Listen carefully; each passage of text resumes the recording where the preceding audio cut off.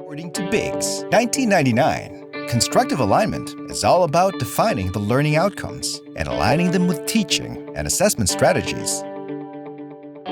Applying constructive alignment will help you choose your course content and plan learning activities. By assessing how well students achieve the learning outcomes, successful completion in a given course can be measured. In constructive alignment, what we teach, how we assess, and how we give feedback on the progress of the students ought to be aligned with the intended learning outcomes, such that they are fully consistent with each other. A good starting point is to ask, what will learners be able to know, do, or perform? Specify the intended learning outcomes that students will be able to do or perform at the end of the learning unit. ILOs should be aligned to the specific course outcomes described in the full course syllabus. How are outcomes different from objectives? Objectives describe goals and intentions of the instructor who teaches the course, and as such, is more teacher-oriented. The use of outcomes instead of objectives is more learner-centered because outcomes specify what students should be able to know and do upon successful completion of the course. You should consider writing learner outcomes that span multiple levels of cognition delineated through the revised Bloom's taxonomy, Crothwall 2002. The lowest level of Bloom's taxonomy, remembering, focuses on the student recall of information, while the highest, creating, addresses how the students can synthesize multiple elements to develop a new idea or product. To encourage higher-order thinking, remember to design outcomes beyond the remembering and understanding levels. Research suggests that when they are all well-written, clear, and measurable, learning outcomes can improve learning and motivate student engagement.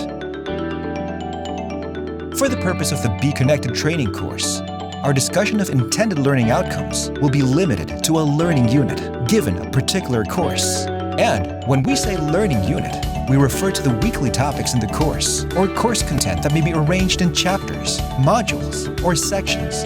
This means that the ILOs you will write will be a lot simpler than the course outcomes you have set at the program level. Next is to determine what activities will engage learners and facilitate learning. Providing teaching and learning activities will activate the action words described in the ILOs. This may include a combination of strategies that teachers will employ and/or activities that the students will engage in.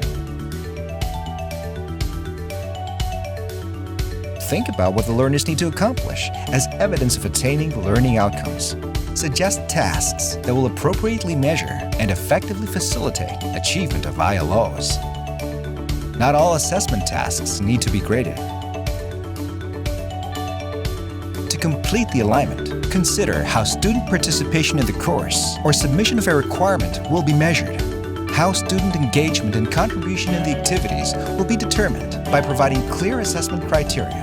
Rubrics and checklists will be useful, especially for graded course requirements. In constructive alignment, what we teach, how we assess, and how we give feedback on the progress of students, such that they are fully consistent with each other.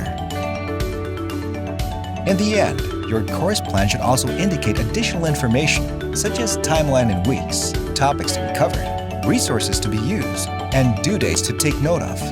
All these help to make your syllabus as self-explanatory as possible. In fact, doing this relieves you of the burden of constantly responding to student queries because you have thoughtfully planned the ins and outs of your online course.